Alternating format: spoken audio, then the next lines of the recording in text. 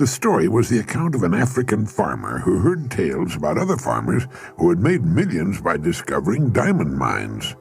These tales so excited the farmer that he could hardly wait to sell his farm and go prospecting for diamonds himself.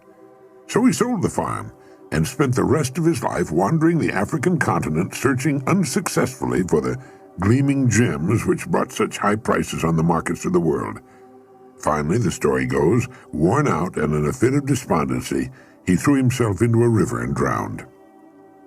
Meanwhile, back at the ranch, or farm in this case, the man who had bought his farm happened to be crossing the small stream on the property when suddenly there was a bright flash of blue and red light from the stream bottom.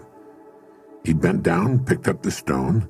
It was a good-sized stone, and admiring it, later put it on his fireplace mantel as an interesting curiosity.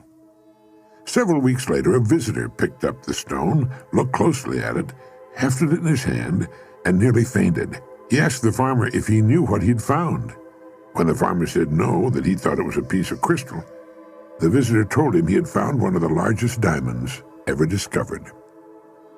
Well, the farmer had trouble believing that. He told the man that his creek was full of such stones, not as large perhaps as the one on the mantel, but, well, they were sprinkled generously throughout the creek bottom.